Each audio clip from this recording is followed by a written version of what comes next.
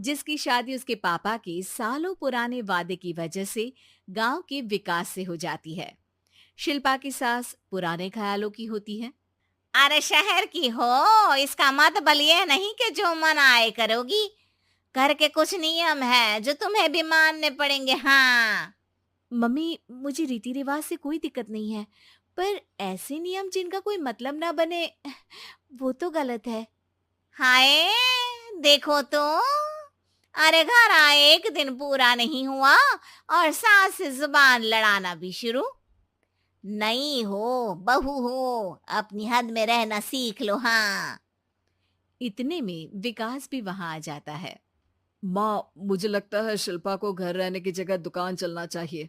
इसकी नई चीजों की समझ और सोच हमारे बिजनेस के लिए बहुत अच्छी रहेगी।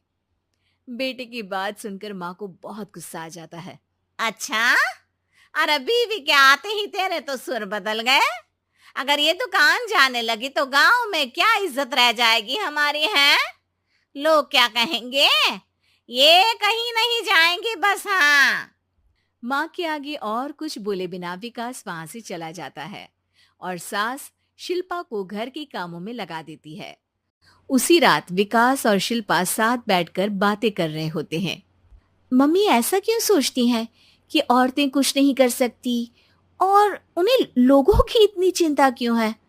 पापा की डेथ के बाद माँ ने दुकान संभालने की कोशिश की थी, पर लोगों ने उल्टी सीधी बातें सुनाकर उनका आत्मविश्वास इतना गिरा दिया कि वो कुछ कर ही नहीं पाई और सोचने लगी कि शायद औरतें ये सब कर ही नहीं सकती। इसलिए उनसे भी नहीं हुआ। लोगों की यही तो दिक्कत है, उन्हें अपने से ज्यादा दूसरे की जिंदगी में स्वाद आता है।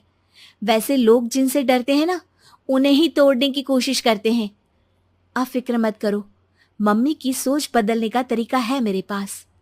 और अगले ही दिन से शिल्पा अपनी सास की सोच बदलने और लोग क्या कहेंगे के डर को खत्म करने की जद्दोजहद में जुट जाती है। मम्मी, आपको पता है, गीता बबीता, अरे जिनके ऊपर दंगल फिल्म भी बनी है, मैं फिल्म बिल में नहीं देखती। हाँ। वो हरियाणा की लड़कियां हैं। दोनों रेसलर हैं। उन्होंने जब ये शुरू किया था ना, तो लोगों ने बहुत बातें बनाई, बुरा भला बोला, मजाक भी बनाया, लेकिन उन्होंने ना किसी की सुनी, ना अपने ऊपर से विश्वास खोया और ना ही हार मानी। और देखो आज किस मुकाम पर है। अरे तो ये सब मुझे क्यों सुना रही है? हाँ। नहीं नहीं, बस ऐसे ही, हमें अपने आसपास की खबरें तो रखनी चाहिए ना। ऐसा कहकर शिल्पा अपनी सास को सोच में डालकर वहां से चली जाती है। अब शिल्पा हर दिन दुनिया के अगेंस्ट अपनी हिम्मत से सक्सेसफुल बनने वाली लड़कियों की कहानी अपनी सास को सुनाने लगती है।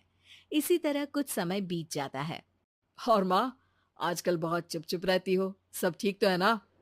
बस कुछ सोचती रहती हैं, इसीलिए ज्यादा बोल नहीं पाती। ऐसा क्यों हुआ माँ? कोई दिक्कत है क्या? अरे तेरी पत्नी ही दिक्कत है। है? मैंने क्या किया?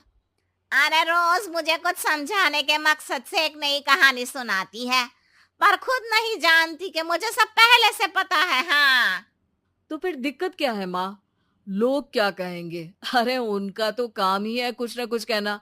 आप ये सोचो कि उन्हें नजरअंदाज करके हम साथ मिलकर किस ऊंचाई पर पहुंच सकते हैं।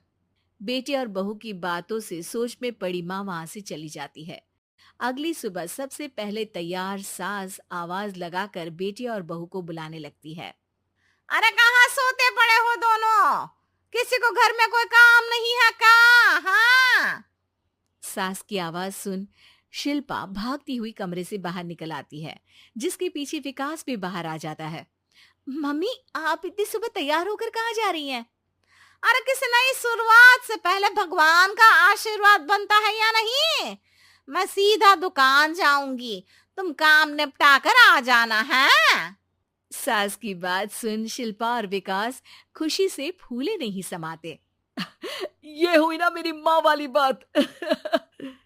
पूरा परिवार मिलकर दुकान पर काम करने लगता है, जिसमें विकास और उसकी माँ दुकान संभालते हैं, तो शिल्पा काम को ऑनलाइन डाल शहर और इंटरनेट का काम संभालने लगती है, जिसे देख गांव में लोगों के बीच गॉसिप शुरू होते देर नहीं लगती। और क्या विकास भाई,